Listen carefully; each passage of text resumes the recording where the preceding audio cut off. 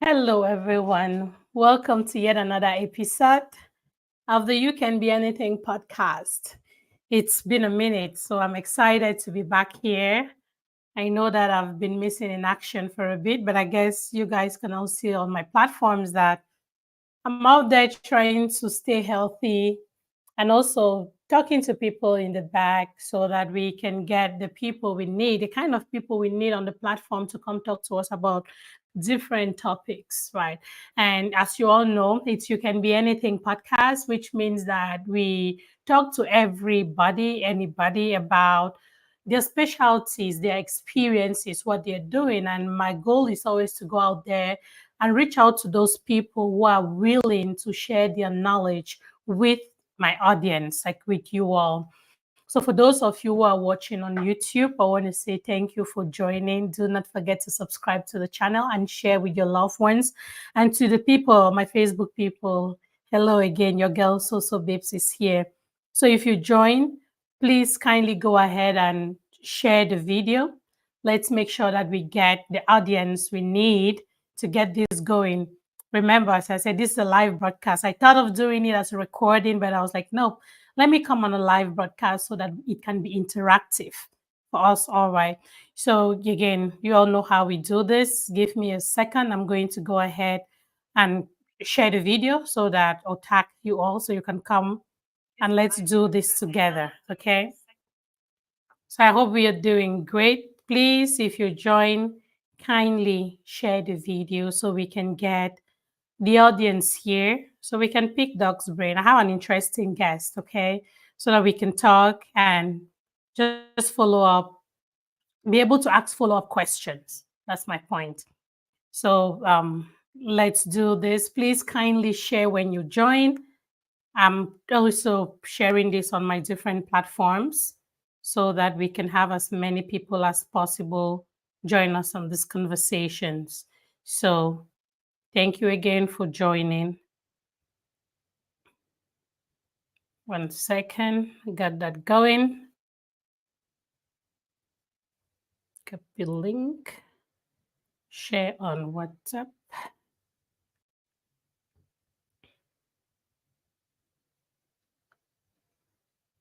Awesome.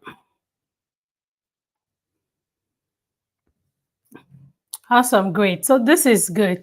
Let me see how many people we have on. I'm going to quickly check on YouTube to make sure that we are broadcasting right on YouTube as well, so that everything, just to make sure that everything looks good.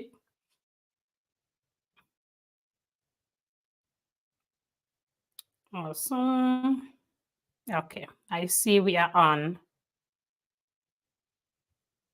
Yep, we are on YouTube.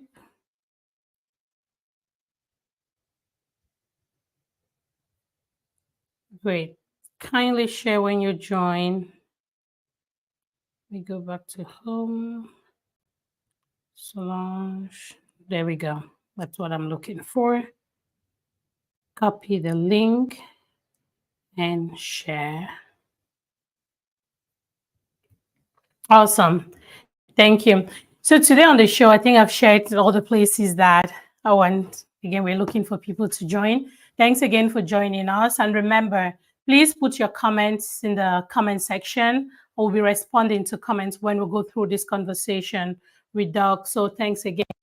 So again, I'm just saying Doc without introducing. So today on the platform, I am honored. We, all the You Can Be Anything trailblazers, we are honored to have Dr. Ditah. Ditah is a GI doctor. So he takes care of everything GI, gastroenterologist, okay? And today I wanted him to come up. Let's talk about colon cancer. Let's talk about how just the awareness, do a little bit of sensitization. What is this colon cancer altogether? And I'm so happy that Dr. Ditah said yes to my invitation. And today he's here to have a conversation with us. Thank you again, Dr. Ditah, for saying yes. Thank you. And hey, welcome to the You Can Be Anything podcast. We are happy to have you. Madame Solange, thank you very much. It's a privilege to share this Saturday afternoon with you and your audience. Today is the 2nd of November, and I know your focus is on GI gastroenterology. But before I get going, let me give a shout out to October. As you are aware, October is a breast cancer awareness month. And you may have seen a lot of people walking around with pink ribbons. Pink ribbons is our collective fight and awareness on breast cancer. Um, while a majority of people with breast cancer tends out to be women, I want men to also know that a lot of them do end up with breast cancer. So it's an interesting topic to pay attention to. And today we'll be focusing on prevention, but we get going, let me give a shout out to all of our women to say, don't forget your mammograms is an important first step. So thank you again for inviting me to your platform, Madame Solange. And it's a privilege spending this Saturday with you and your audience. Thank you so much, Doc. I appreciate you. I'm the one that is honored here. My audience and I, we are honored to have you.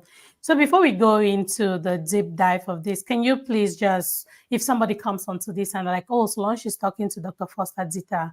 Who is Dr. Foster Ditah? Just a brief intro of who you are, please. Thank you. It's an interesting intro, bio. And for me, I try to keep it short and relevant. I'm Foster Ditah, from Mancon, Tapma for Mancon, for those who know. Born and bred there. Went through secondary school, Sacred Heart, and high school in Cast.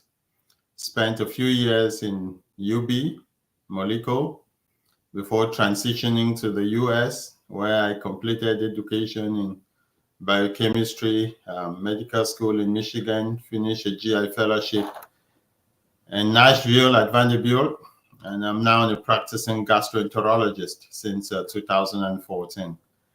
I also spend part of my time doing global health, so I have masters in public health, and that allows me to focus and discuss population medicine. Away from medicine, I'm an activist and very vocal in supporting socio-cultural and socio-political efforts. I'm leading different organizations at different times on this journey of becoming better. I also try to run a few nonprofits with the main goal of enlightening the world and alleviating poverty. And so hopefully as we go on today, anything else that I do that's relevant will become obvious and pertinent. Thank you. Awesome. Thank you. That's a very modest intro of you, bio of you. But again, I know you said you were going to keep it simple. So thanks again. It's an honor to have you. So as a gastroenterologist, we want to focus today on colon cancer. And again, as I talked to you earlier on, I have a mixed audience. I know I have people who listen to this show who are savvy, who know, who will hear this and they'll probably know what colon cancer is. And I also have those people who be like, oh, I know cancer, but what is colon cancer? For the layman out there, if you were to talk to them about colon cancer, what would you say that will help them understand? Colon cancer is an important topic that's near and dear to me. At least I spend the majority of my time focusing on colon cancer, educating the public and trying to prevent it. As you know, as we go through life, we make mistakes.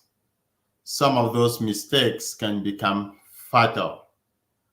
Fatal mistakes can lead to terminal conditions, or at least in layman terms, away from medicine, kill you.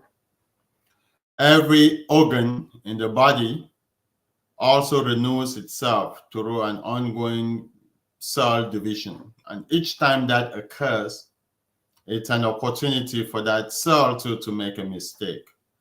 Some of those mistakes can become critical and deviate the cell from taking its normal instructions. Accumulation of these mistakes with more mistakes then deviate the cell towards what we call cancer. And that's, in a nutshell, in layman terms, what happens in almost every organ in the body. When it comes to colon cancer, we are talking about the cells of the colon that divide every few days and renew itself every few days. So you can imagine it's got an opportunity to make a mistake every day. Luckily, it has a foolproof system of double checking itself and minimizing those mistakes. But mistakes would occur. Some of these mistakes, when made, is minor, but as they accumulate over time, they become prominent. As they become prominent, they evolve to what we call a benign step until it becomes cancer. And once it becomes cancer, it also develops other properties that can allow it to take control of other organs, which we then say the cancer has spread. In this case, we'll be focusing on the process of colon and colon cancer. So in a nutshell, that's what colon cancer really is. It starts as a simple mistake in your colon, grows over time, it's accumulated, and then it becomes cancer. Ms. Solange, as you asked this question, and the reason I accepted to come on your show is this process occurs in almost every organ of the body, but we lack an opportunity to intervene. Because if we have a way to intervene at an early stage and detect that mistake and prevent it from accumulating, we will have an opportunity of preventing cancer, or at least catching it on the front end. And if you can catch things on the front end, the options are going to be very different. Yeah. I agree. And again, I that leads us to what we will talk about. We're talking about this accumulation. But before we even go into that preventative mode, which is I told you that I would love for us to talk more about colonoscopy, because the reason this came up is because I do have a few friends who have reached out to me, or we're in the course of talking, and these are big boys. And again, sometimes I used to fear, maybe you're going to correct me on this call, that cancer is a man, like it's mostly men, just as you just talked about breast cancer, and you made the correction. Like most people think that breast cancer is only women who suffer from breast cancer, and it's in the recent years that I've also learned that men can have breast cancer. But before we even go into talking about the preventative methods of this thing, you talked about these cells that make mistake and they come together and grow. How long can this stay in a person before you even realize, or before it starts showing symptoms to make you? And again, this is for someone who probably doesn't go out there to see a GI for testing. How long can this accumulation go before it becomes cancerous, if that's information that's available? Not in black and white terms, I mean, Solange, but yes, what you are probably driving to is what will guide a recommendation. You're asking the question, should I, if I am 10 years old, should I be worried as somebody who's 30 years old, or should I also Thank be you. worried as somebody who's 50 years old? Yes. And over time, there've been, and I hope I would get into this because the key question would then become who would be a person of interest. So this question is one that I like to return to in the course of this question, and I promise. And before I pass it back to you, I like to the audience who is listening to get on this board with me and ask and answer the question, why do I care? And why do you care about colon cancer? Well, the big reason for me is many of us walking and talking know somebody who is affected. If you don't know, it's because it's not written on their forehead. I want all of you to know, especially if you're living in the United States, that throughout your life, there is a 4% chance you will come down with colon cancer, assuming you do nothing. What that really means is if you and I go out there to any gathering, we gather 25 people and just follow them through their life and do nothing, one of them is probably going to come down with colon cancer. If they just watch them and do nothing. The other reason you worry is, hey, about 50% of the people walking around would make those critical mistakes that if not paid attention to would start the first stages of heading towards that way. What I mean is, in a gathering of 2 people, chances are one of them will need to pay attention so that, because if they live long enough, something is going to happen. Then somebody would ask me, give me some numbers. Can you tell me what happened in 2023 in the US or something? Well, we're not talking about hundreds of numbers, but I can tell you in 2023, about 153,000 people came down with colon cancer. Were diagnosed, newly diagnosed with colon cancer, 153,000. And about 53,000 people died last year from colon cancer. So we're dealing with large numbers, and you and I are just talking about the United States.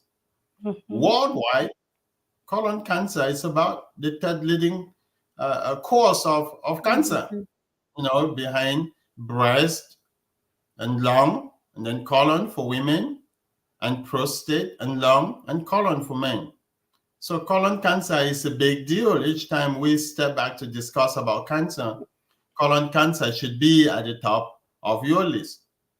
And again, one of the reasons I accepted to come on this show is to return to the question you just asked me. Is the reason we care is because we can do something about it and drive down that number from 153,000 to a much, much manageable, smaller number.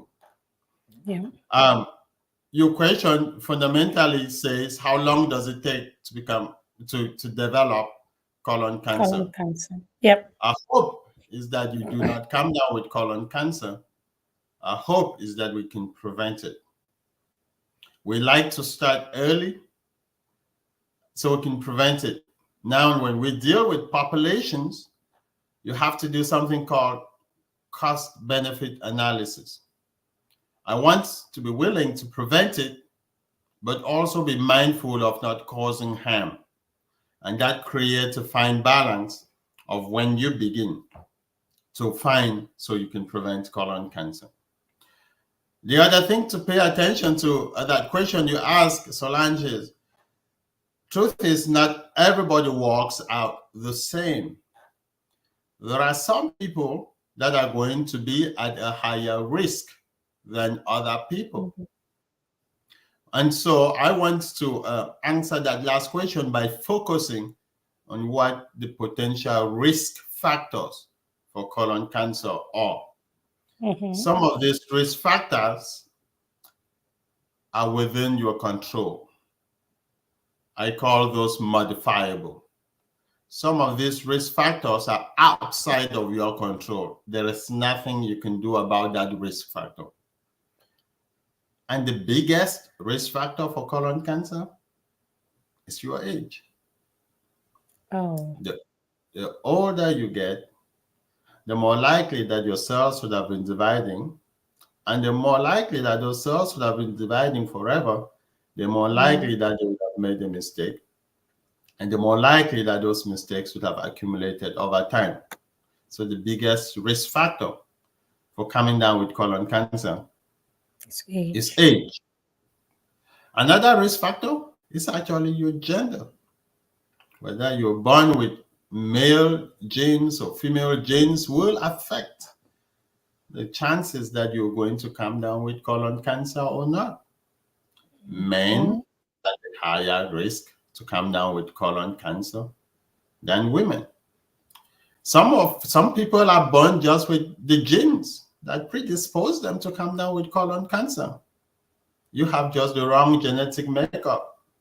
You are your mom and your dad put together. So if your Mm-hmm. mom and dad happen to have passed down some very, um, forgive me, crappy genes, you're Mm-hmm. going to be dealing with some crappy stuff. If they happen to have passed down genes that increase your chances to come down with colon cancer, sure enough, you will. Us in gastroenterology know some genes that universally by the age of 48, almost all of them would have had some evidence of colon cancer, averagely. And some that, frankly, in their teenage years, they start getting colonoscopies because universally they will come down with colon cancer, and we want to find the precursors at the front end so we can veer them towards Mm-hmm. vehicles that would minimize that. And there are some of those risk factors that you can modify. And some of those would include smoking. Smokers had a higher chance to come down with cancer or not. Alcoholism.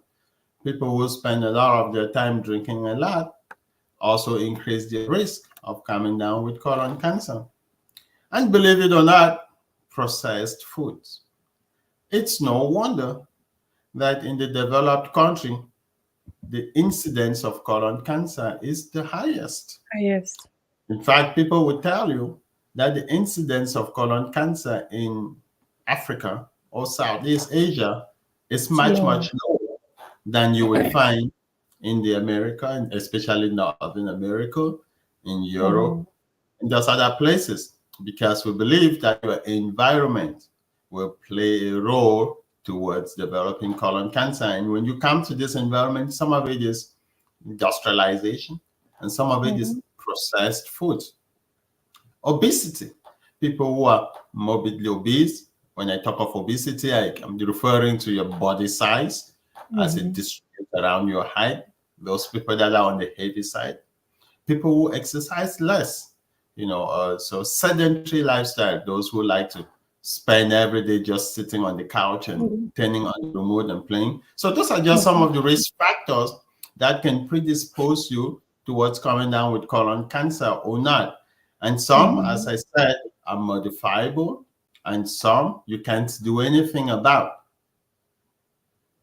Awesome. In the course of saying, responding to that, I know we wanted to talk about who is a person of interest. And just listening to you, we've gone through age and we've looked at men, like, hey, just trying to put it together. If anyone here is watching that at some point you thought like me that colon cancer was a male kind of cancer, and just like breast cancer was thought initially, I used to think that breast cancer was a female kind of cancer that only affected like the glands, the mammary glands and all of that, which of course men do have to. But again, we're learning as we're growing, right? And that's why I love to have conversations like this. One thing that you mentioned I want to piggyback on a is the fact that it's the genes. I've also grown to learn that genes, when we heard of cancer, hey, this person had cancer, regardless the kind of cancer, there's always, when we visit doctors, when we go for checkups, I always wonder why they're asking me if any member of my family has ever had or died from one kind of cancer or the other. That used to be a very strange question until I understood that this was tied to genes. So colon cancer as well has that gene thing that it could be passed down and make you, not that the gene, not okay. So for non-scientific people like us, right? It is not the gene that get passed down to no, it's not the cancer cell that gets passed down. It is a gene that puts you in a place, it makes the propensity for you to develop cancer possible. Is that just like an So, artist trying to understand your science? yes, so you're asking what we'll call How is it? biochemistry genetics question. Okay. When mom and dad comes together, mom contributes half of who A you become, gene. and dad contributes half of who Yeah. you become. and that information is packaged in something called genes. Genes is Yes. literally information that allows your body to be able to say, hey, use this, and this, and this to make a Yeah. brown eye. Use this Mm-hmm. and this and this to make 5 fingers on Mm-hmm. each hand.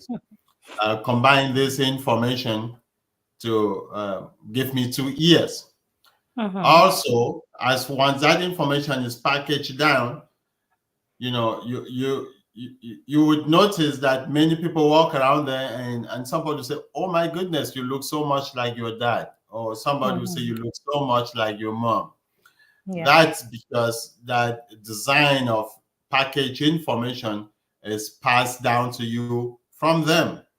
But it's Yeah. slightly modified, right? Because you're just Mm-hmm. half of them and you're half of mom. And when this thing come, when the two come together, they figure out their own control. And we Yeah. can get into other terms that we say dominant or recessive, or they Gene. coexist. And so, and that modifications can then determine what you become. And now, once we know that mom has this propensity to get this disease, and Mm-hmm. that happens to have been coded in her DNA, then we Mm-hmm. worry that that DNA, if passed down to you, you would also be able to replicate what mom could do. That. And as you Oh. Oh. replicate what mom can do, then all the things that happened to her can happen to you. To you. So in fact, but it may not be, because remember, mom was also her dad and her mom. Oh, So mom. sometimes we Mm-hmm. need to test the children to even figure out whether they had that copy from mom. It's very possible they Mm-hmm. didn't get that copy from mom. They may have gotten the good copy from mom and a good copy from dad, and they stay free. They may have gotten the bad copy from dad and the good copy from mom, then they have it. They may have gotten the good copy from dad, the bad copy from mom, then they end up with the disease. And it Yeah. plays in the same way. I mean, I imagine there are a lot of African Americans paying attention to this conversation. So let me digress a little bit so that they can understand it better. Mm-hmm. Many African Americans are coming from homes or neighborhoods that deal a lot with sickle cell. And so they would notice that in that family with sickle cell, there will be some babies that absolutely have nothing to do with sickle cell. There will be some babies that come out and have sickle cell. There will be some babies that come out and look like they don't have sickle cell, but their children end up having sickle cell. Now, if you Mm-hmm. begin to trace back, that information is coming to those babies from their parents. So Yeah. if my mom happened to have had sickle cell, chances are she is going to pass one of those copies to me. If Yeah. my dad happens to have sickle cell, then he is also going to pass a copy to me, and I'm going to come down with sickle cell. If my dad never had sickle cell, and my mom passes a good copy to me or a bad copy to me, and my dad passes a good copy, I look just normal. But I have that copy in me. And down the road, Mm-hmm. if I pass that copy along with my spouse to my child, then my child can get sickle cell. I bring it down in this context because we're all familiar to sickle With. cell. So you Yeah. can also understand when we talk about genes and how that information gets packaged and passed down to us, how it happens. So hopefully that helps people understand that yes, you are who your parents are, but slightly Mm-hmm. modified to be a representative of both of them. Yep. Awesome. That's a great explanation, Doc. Thank you so much. And hey, just a shout out there. If you're watching us, thank you for joining. Do not forget to share the video. And if you're watching on YouTube, please subscribe and like so we can get as many people as possible to join this broadcast. So before we go on, or as we go on, Doc, I want us to like digress a little bit, the same topic, but to go towards the preventative part. One of the main things, as I said earlier on, that sparked this conversation with you, with it was the fact that this whole issue of colonoscopy, like I think when I walked up to you, I told you that I was asking you about being a GI, and I talked to you about colonoscopy, and I made mention of a friend who was so scared to go up for it that his doctor's office had called him and said, "Hey, man, you're 45." I think it was 45 or so then. Like, it's time for you to come in for your colonoscopy. And he was so scared. He called me shivering on the phone, like, hey, he does not think that he wants to go for this, but he's also scared that if he doesn't go, this might have adverse effects in the future. To those people out here who are worried about going in for a colonoscopy, as a GI, what can you tell them? Well, I want them to know, that one, colon cancer is truly preventable. A majority of people who come down with colon cancer can have it prevented. The other day, I let me give you two real situations. The other day, I had a 48-year-old lady who came in for a routine exam, and I woke her up to break some sad news to her that it looks like she's walking around looking normal, but she does have colon cancer. And she said, "How could that be? I look healthy. Nothing is going on." And I again had to slow down and say, "That's the thing. It's not really written on your forehead. There are many people shopping with us, going to church with us, dancing with us, that internally are dealing with colon cancer and they don't even know it." This lady turned out to be 48, and internally I was crying because colon cancer prevention for the average person should start at the age of 45. And I told myself, we have had at least 3 years to have found out that she was on her way to having colon cancer. Who knows? We may have found a mistake at an early stage, which we could have prevented, or we could have found her cancer at an early stage, where her options would have been very different. Now, the other day, I had this 33-year-old lady visit me because she had low blood count, anemia. As you know, anemia means you've lost too much blood. And people begin to search for where is the blood going. And sometimes people worry that you can lose small amounts of blood and it adds up over time. Yeah. And colon cancer is fond of doing that. Though she was younger than her recommended age, her astute physicians did not put that off. They were still worried enough that she has anemia and they referred her to me. In the course of her exam, she also had colon cancer. She was 33 years old. I had a very hard, painful, but different conversation with her.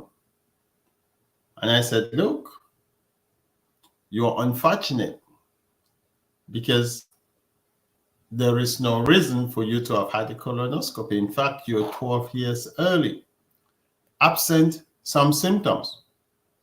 So there are still going to be many cases like that. And frankly, Solange, those are the ones that you worry that maybe if we had paid pertinent attention to family history, she may have needed colonoscopies way earlier. Earlier. Because people who have the predisposition will not start like the average risk person. We would modify that to suit them. Now, both of these patients are dealing with a hard conversation and a hard reality. Truth be told, we live once. We're not going to go back and change their story. Their history will be written as either a 33-year-old or a 48-year-old who had cancer at some point. Yeah. The question I ask my audience, my friends, my patients, and hopefully your friend is, which hot conversation do you want to have? A fear of having colon cancer or the reality of having colon cancer? I say so to say, in life, it's not 100-0. there is a reason why 90% for the most part is an A grade. Everything we do has risks and benefits.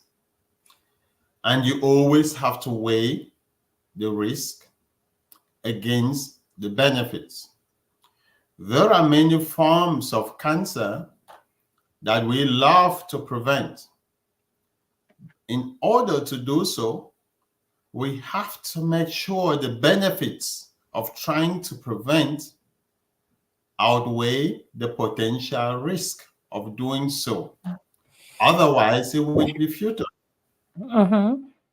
Cancer, cervical cancer, colon cancer are some of those things that we've come up with good, effective, relatively safe ways of doing so, where we think the benefits far outweigh the risk of doing so. And in fact, if we didn't feel it was generally safe, we would not be wasting your time at this moment. So I want your friend to know that the benefits of preventing colon cancer far outweigh the risk.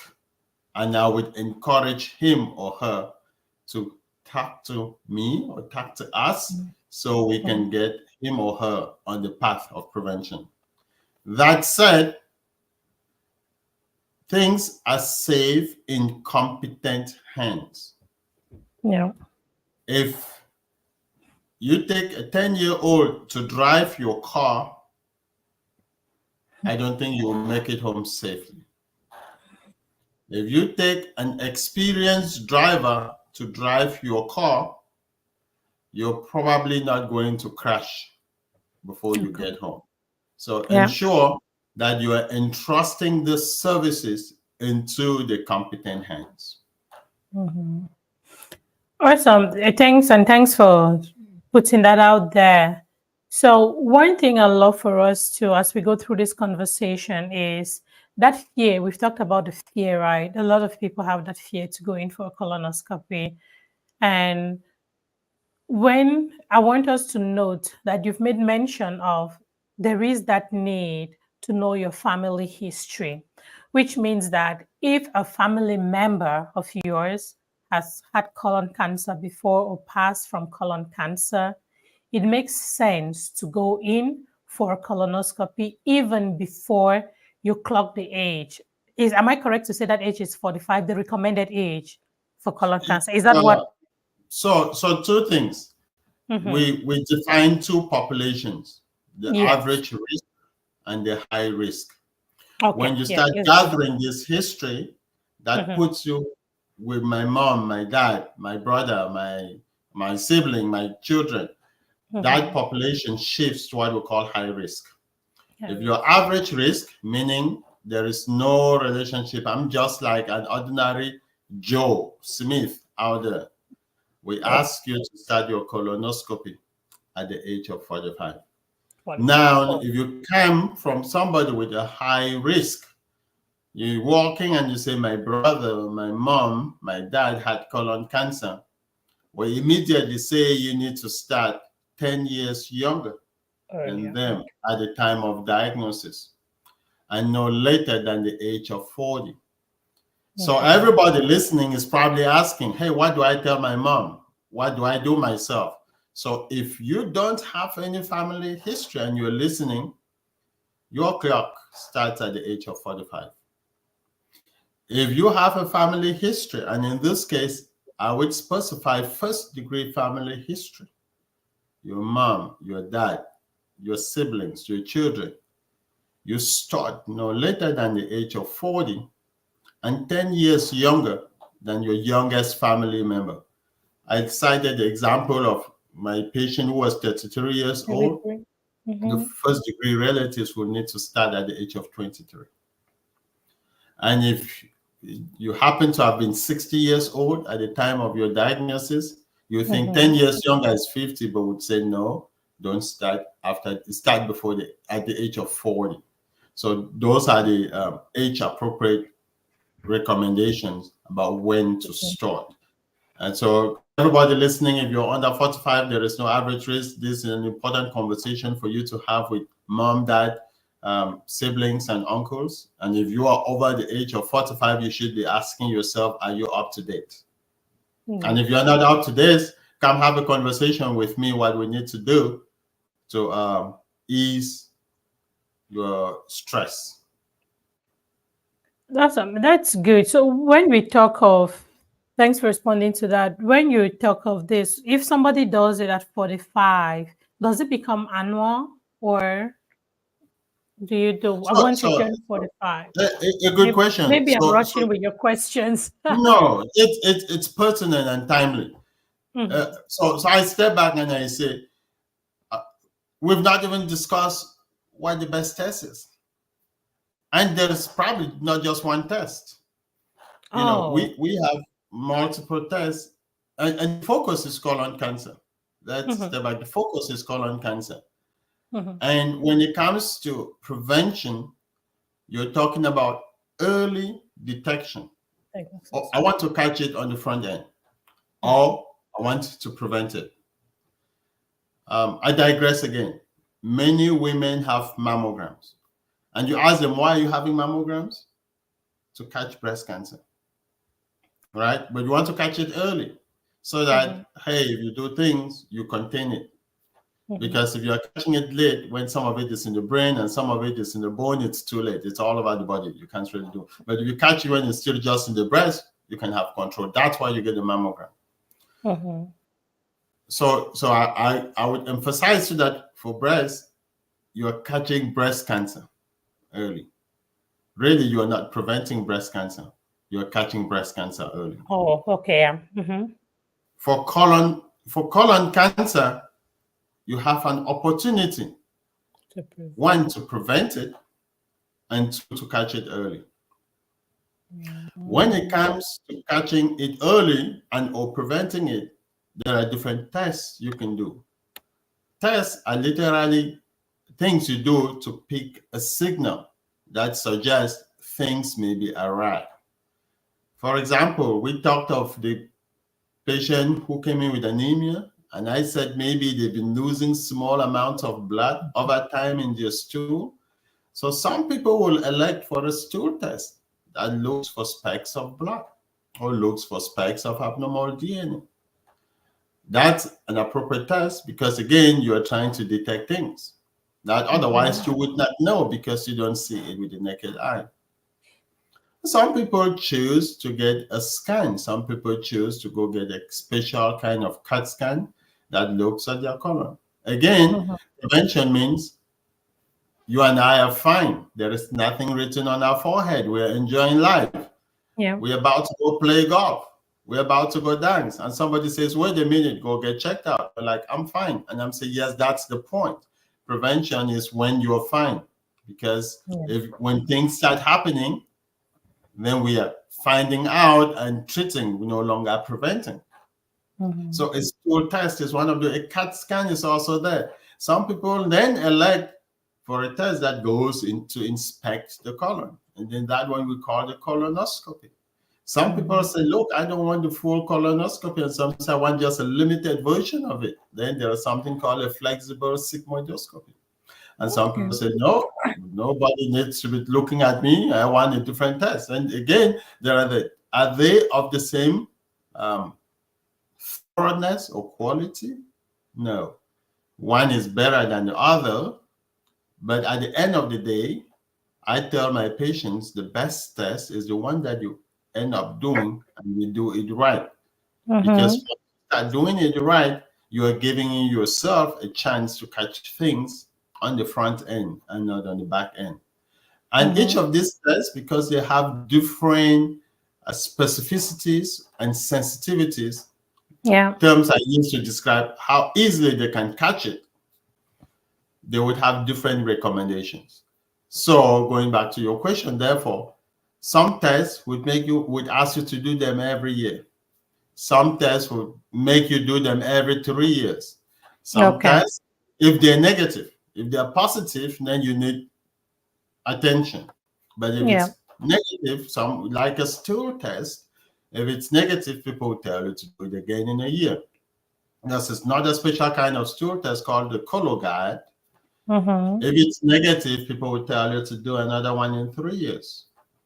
Then the colonoscopy, if it's negative, people will tell you to do another one in 10 years. So depending on the test you pick, will then guide the recommendation they give to you, depending on the result. Awesome. So based on the explanation you've given, that just tells us that if you're listening, in my head, I've always thought that there is to test colon cancer was through colonoscopy, which means that just learning from you today, there are different types of tests that can be done to test colon cancer. And yeah, that's great information, because just to go back to why this guy was a little scared, he was truly, when you dig deep, he was scared of that um, mm, anesthesia.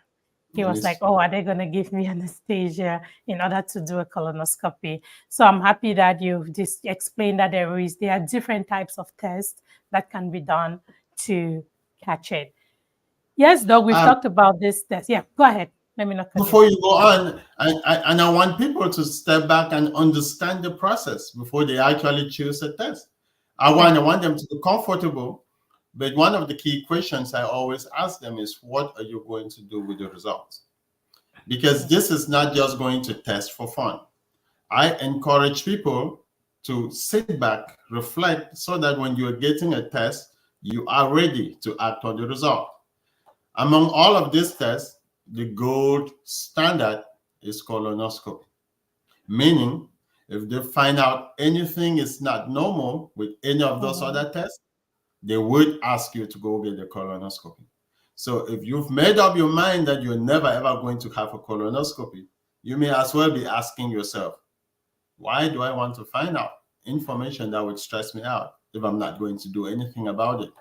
Now, if you're just reluctant and looking for that next level motivation to summon your next courage so you can go get a colonoscopy, then yeah, you say, hey, this is in the continuum of care. I want to go get my test done. Okay, that makes sense. Now, we talked about what causes this, and we mentioned a variety of things, which, if you ask me, for somebody that probably lives in the US or in this part of the world, it's more about avoiding, like exercising more, avoiding processed food. We also said that there are some environmental factors that could contribute to this, right? It's not only what we ingest, not what we like ingest through the mouth. It could be just what we breathe in. But I want you to talk about this in light of a place like Cameroon. I do have an audience back home, and when it comes to checking stuff like this in Cameroon, here, when I go for an annual, like when I turned 40 and went for my annual, my doctor sends me directly to go do a mammogram, right? But I don't know if that's the same way that things are done in Cameroon. I was not a full adult in Cameroon, so I cannot speak well to the health system in Cameroon. But for someone living in Cameroon or in any part of Africa, what would you have to share with them about just being conscious on this whole, creating this awareness about colon cancer? These are people who generally do not go in every 6 months or every year, say, hey, I'm going to do a health check, right? What do you have to say to that kind of a population? This highlights the inequities of healthcare, and frankly, this is a somber chapter of why I did a master's in public health. Because as you would imagine, tests that are readily available in one part of the world may not necessarily be the case in another part of the world. At the start of this conversation, I made mention of how the incidence, meaning the number of cases a year with cancer, are highest in what I call the developed countries, and less so in Africa, in Southeast Asia, and the less developed country. It begs for researchers and for us to ask the question, what could be the reason? Is it because we are protected from coming down with colon cancer? Is it because our environment is different? Is it because we die young and so nobody really knows what's going on before we die? Or is it because it's not written on our forehead and it's all explained by witchcraft? Mm-hmm. And because the doctors are not doing it. So the test needs to be available for people to be in a position to do it. If that test is not available, it becomes a futile, high sounding recommendation for that audience. There are a few places back home that do colonoscopies. But what this information to me drives the most is there is an urgent need to improve our system so that preventative healthcare can become an important aspect of how we manage and care for the patient population we have in Africa. As we grow, and it also highlights the need for us to do our own research and come out with numbers and figures that pertain to our communities.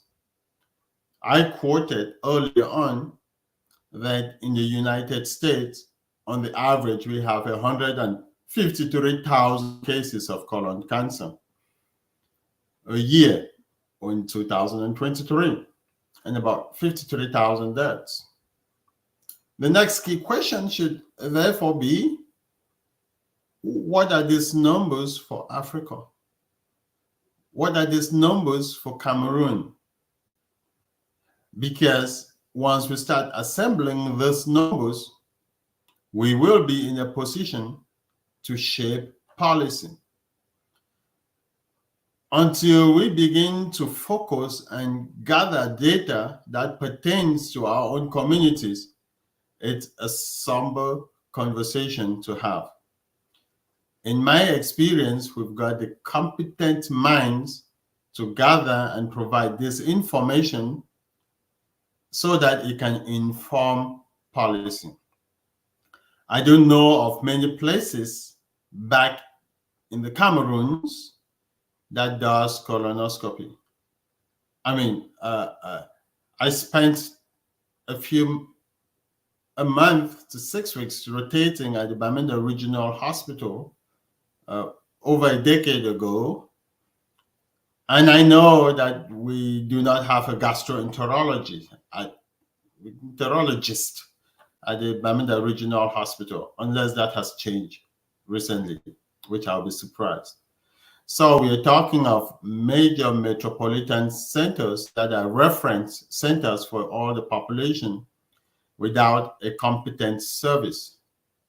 And it makes it difficult. Now, and I do know that there are hospitals in Northwest that do colonoscopies.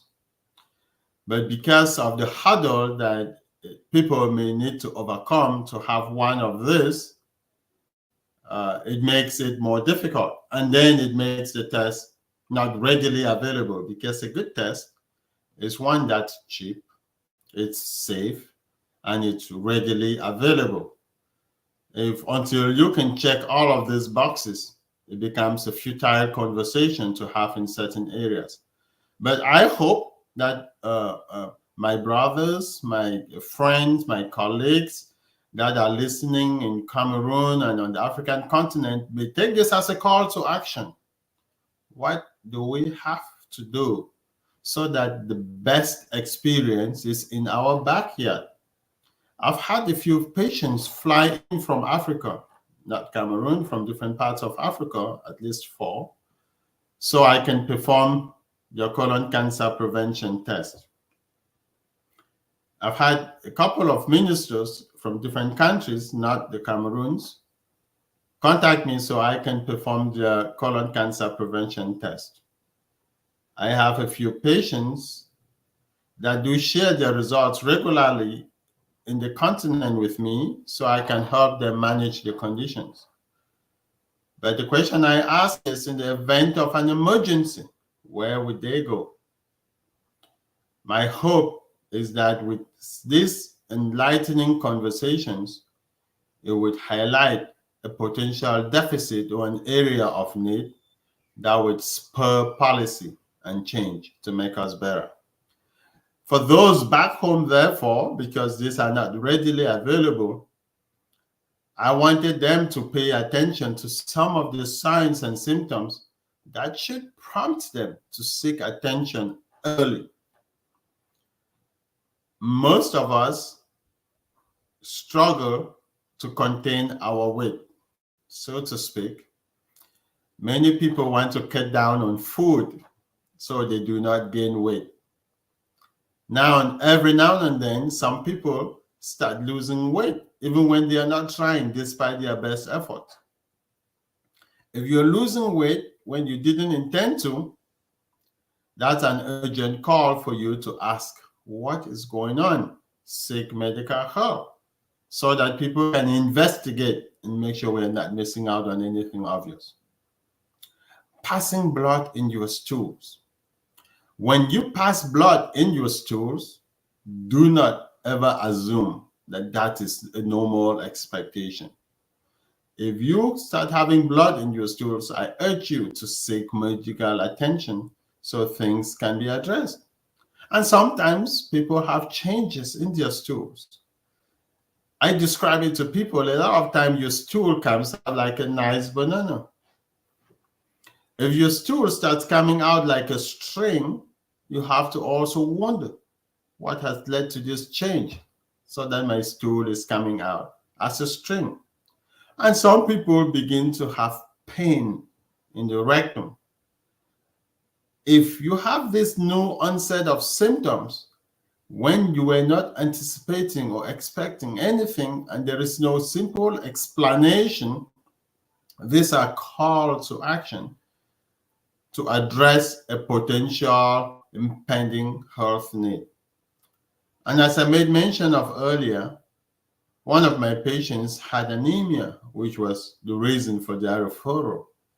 If all of a sudden you notice that your blood counts have plummeted, your hemoglobin has gone down without a reasonable explanation, it's also important for you to seek immediate attention because we need to come up with a suitable explanation as to why your blood counts are low.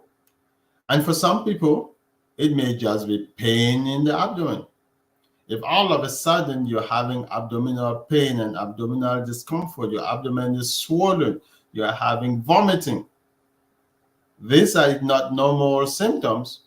And therefore, you may want to ask and say, what is going on? How do I seek help so that things can be addressed?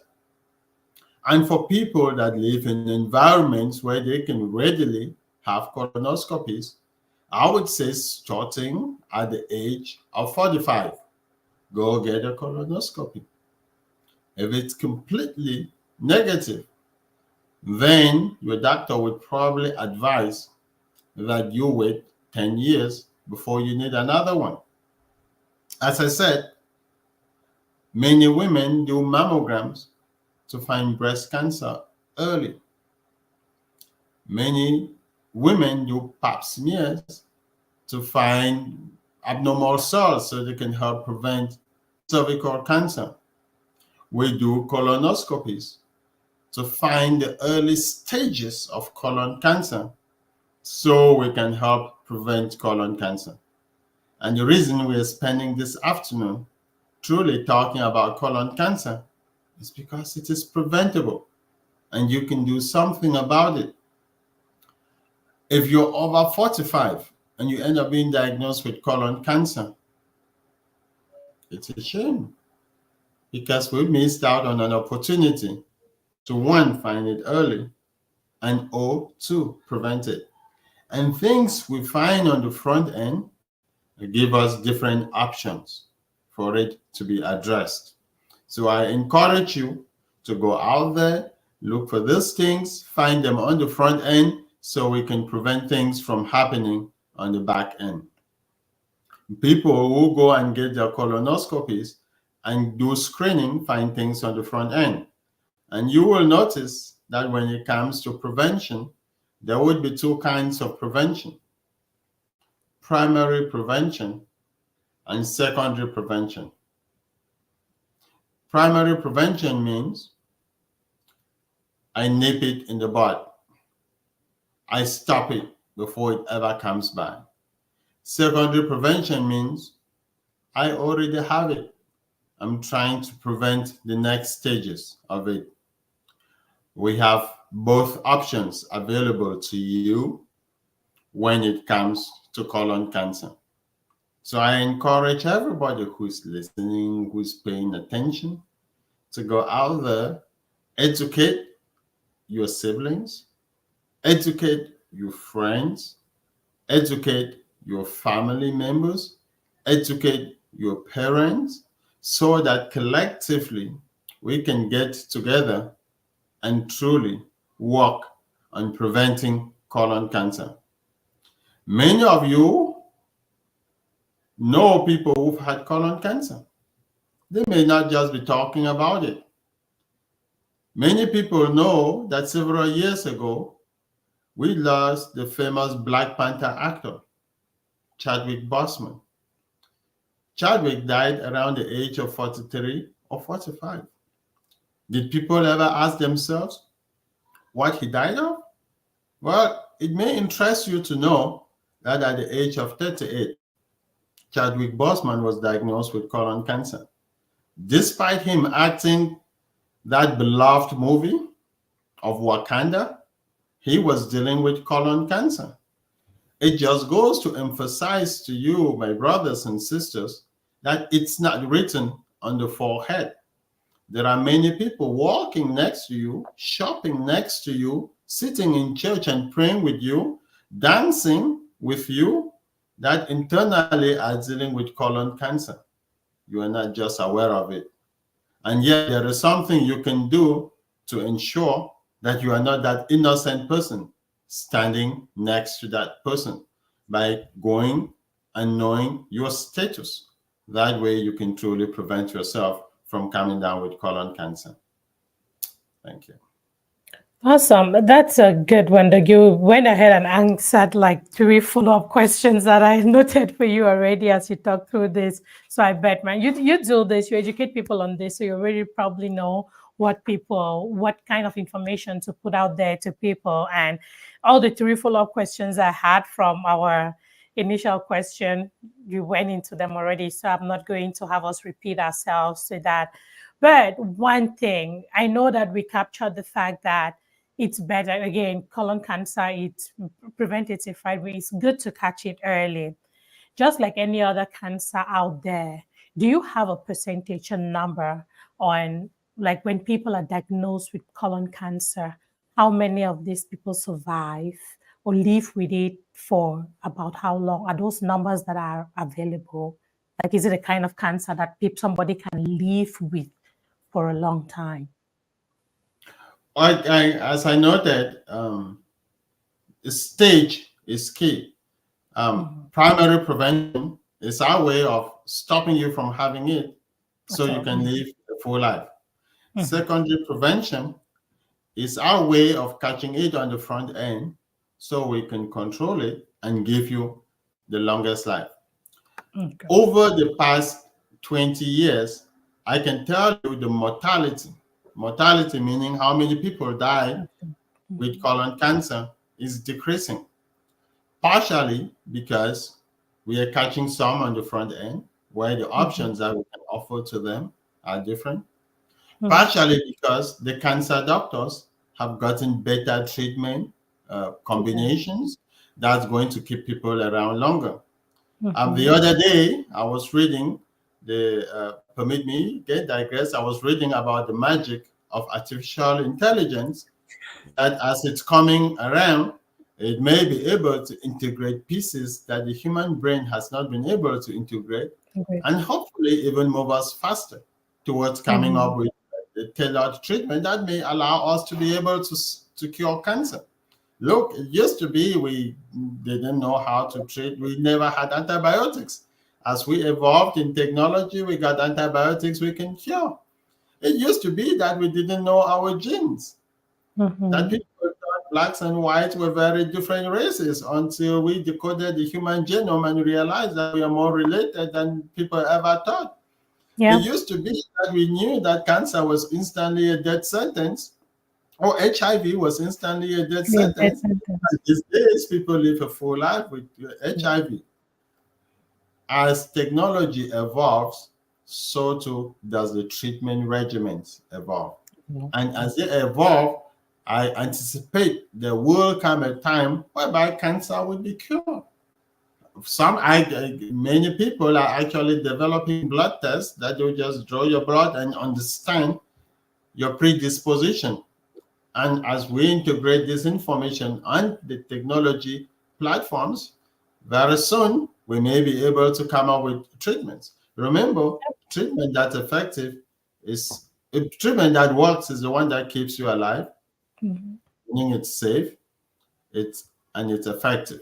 So until we find those, we keep doing research and going. But I can promise you that over the years, the number of people that are dying from colon cancer or their mortality, how long they have to live after the diagnosis has been made, that's getting better because we are improving with technology. With the clock. Yeah, the treatment regimen is improving thanks to some AI. I don't know how much artificial intelligence is helping you go through that, but at least I know that it's helping in many different aspects of life.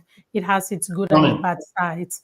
So that's a good one. Look, I promised you that I was going to keep you for an hour. This has been a good conversation. Is there anything that you would have loved to share that I did not prompt or maybe did not bring up in a question?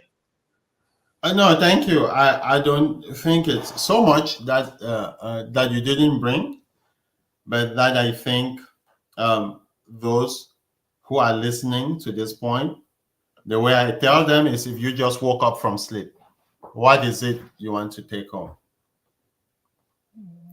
We spent the last hour laying emphasis on on the importance of prevention. There are many things we want to prevent. Unfortunately, we don't have good ways of doing so. I am fortunate to be discussing with you on colon cancer today that we have something that we can do to prevent colon cancer. So I am encouraging everybody who's paying attention to this conversation to take action. If you are over the age of 45 and you are not up to date with your colonoscopy, it begs the question, do you value life? I understand you're worried about the risk, but have you sat back to think about the benefits? In competent hands, in the hands of a well-trained gastroenterologist, the benefits of colon cancer prevention tests far outweigh the potential risk. I do them on a weekly basis.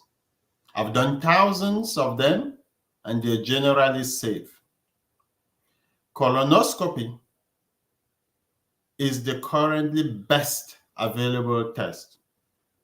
It is supposed to be the same day exam. In competent hands, we expect you to wake up, walk, talk, eat, and head back home the same day. And by the next day, be back to your baseline, like today, doing whatever you could do. So it's safe, it's effective, and it's readily available. I encourage each and every one of you to engage in conversations that move us forward towards having a healthy community.